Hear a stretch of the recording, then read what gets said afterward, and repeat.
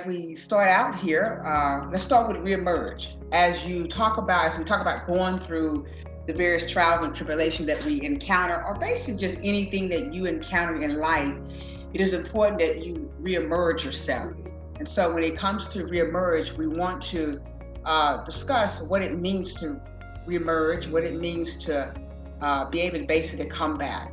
And so reemerge means basically to reemerge is to make a conscious decision to get up out of your pain and face life again.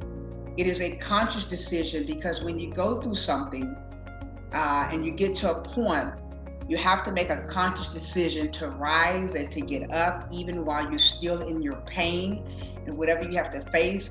It is important that you make that conscious decision because your emotions, your feelings, and what you're going through, your thought process is not going to want to get up. It's going to want to continue to stay in the place that you're in.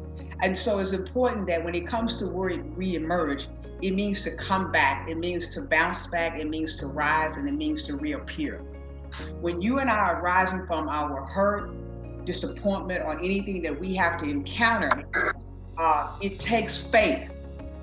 It's going to take faith, it's going to take courage, and it's going to take resilience. When you are talking about rising again and coming back and getting back to a place that you want to get back to, it's going to take faith, it's going to take courage, and it's going to take resilience. With that being said, no one knows but you how you deeply feel. But you can't allow what you feel, because what you feel is temporary. We cannot allow what we feel to captivate us from rising up and choosing to live. If you notice the words I'm using, a conscious decision, not only a conscious decision, but it is up to us to rise. It is up to us to have the courage. It's up to us to have the faith to get back up again.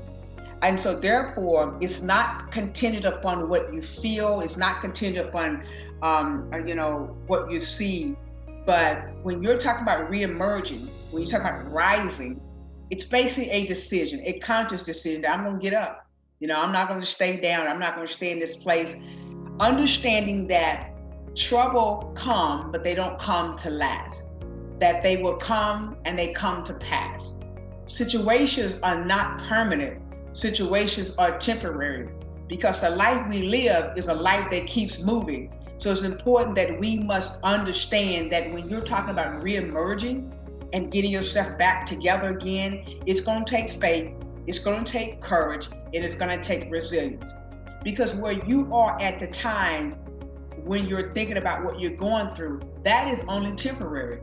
It is you that choose to rise and get back up that makes that situation temporary. You don't want to live, you don't want to take a permanent position in a temporary situation.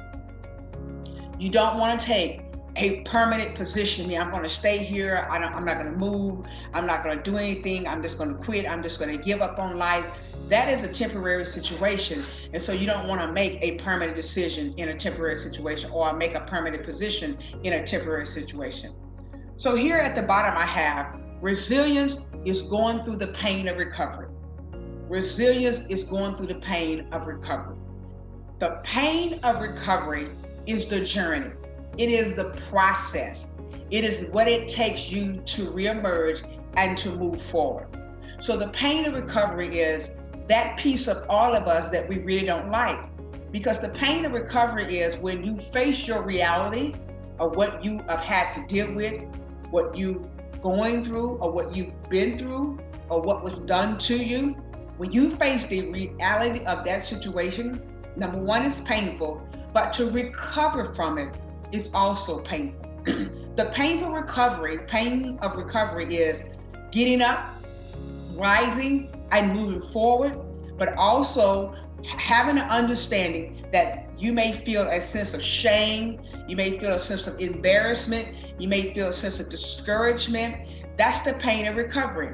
The pain of recovery also is that when you make this decision, that how you're going to move forward, you may be left alone by yourself. You may have to You may have to reshuffle your whole entire life. You may have to downsize your life.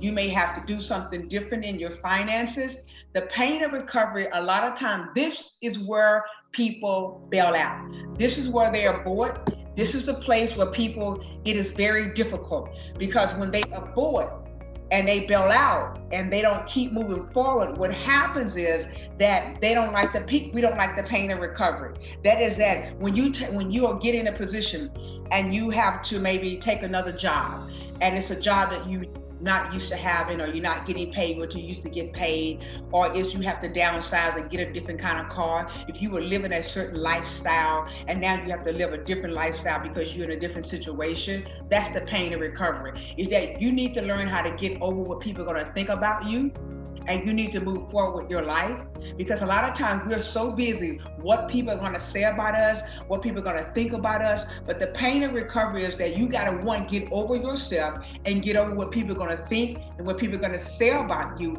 and move through the pain of recovery, because the pain of recovery is just temporary. It is the process so you can get to your healing. So you have to accept your new space, your new life, and your new world, your new way of living and doing things differently.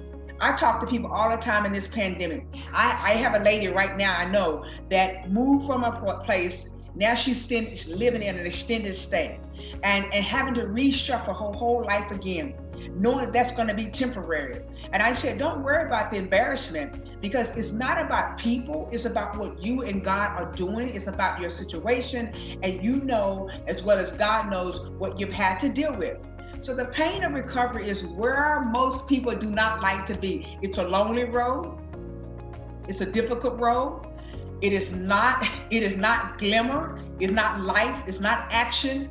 And it is very difficult. But if you stay with it and you continue to move forward, you can get through the pain of recovery. You can get through being by yourself. You can get through with that new job. You may not have an office. You may have to go to a cubicle. You may not have a cubicle. You may just have a desk out in the front area. The pain of recovery is that it really hits most of our ego and our pride. And a lot of times people have too much ego and too much pride to go through the pain of recovery, because they're too busy trying to front street and make people think they're one way and make people think their life is one way when their life is really a different place in a different time. And when you get through that pain of recovery, it is a process of healing. And so you may have to make adjustment. And the pain of recovery is making the mental adjustment that your life is no longer going to be where it was, but your life can be something much greater and better than what it used to be. And that God can take the little bit you got left and take it and make it all for your good. I really want to encourage you tonight to go ahead and go through the pain of recovery. Now look to the bottom right here. It says, it is time to rise up, time to work, time to chase down your dream. And what I wanted to encourage you tonight, it is time for us to rise up and do the work that you have to do to get through the pain of recovery.